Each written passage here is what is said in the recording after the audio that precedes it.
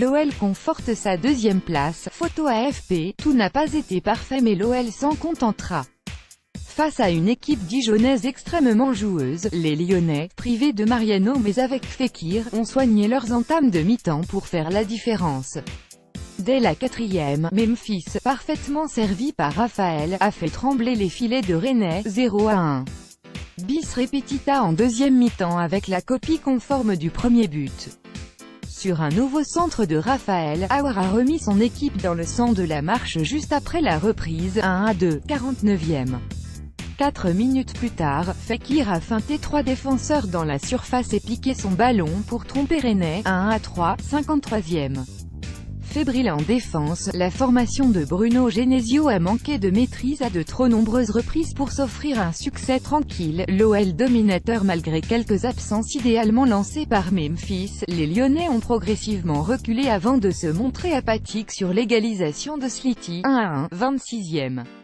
Portés par l'ambiance de Gaston Gérard où ils sont impériaux cette saison et un Rennais quasi infranchissable en première mi-temps, voire ci-dessous, les Dijonnais n'ont jamais renoncé. Juste après le 17e but de Fekir en L1 cette saison, Sliti, ou encore lui, a redonné l'espoir à Dijon d'une volée écrasée, 2-3, 56e.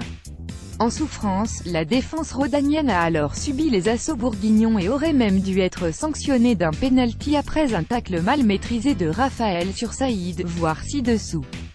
L'OL a laissé passer l'orage et assuré un succès mérité dans le dernier quart d'heure grâce à Traoré, 2-4, 77e, et Cornet, 2-5, 82e. Rennais a maintenu l'espoir. Si Dijon a longtemps cru pouvoir accrocher l'OL, il le doit en partie à Baptiste Rennais. Le Dijonnais a été exceptionnel en première mi-temps avec 4 arrêts décisifs en l'espace de 19 minutes.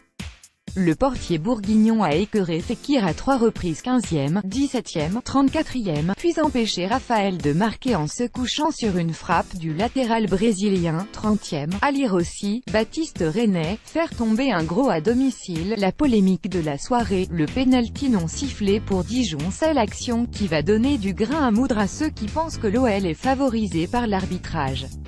À la 67e, Dijon aurait dû obtenir un pénalty après un tacle mal maîtrisé de Raphaël sur Saïd dans la surface de réparation. Mais monsieur Schneider n'a pas jugé bon accorder de pénalty au 12e de Ligue 1 sur cette action. Aux grandes dames des Dijonnais, des Marseillais qui espéraient un faux pas de leurs rivaux en Bourgogne. Ce ne sera pas pour ce week-end. Schneider dans ses œuvres. Consternant, Pierre Ménès, @Pierre Ménès, 20 avril 2018.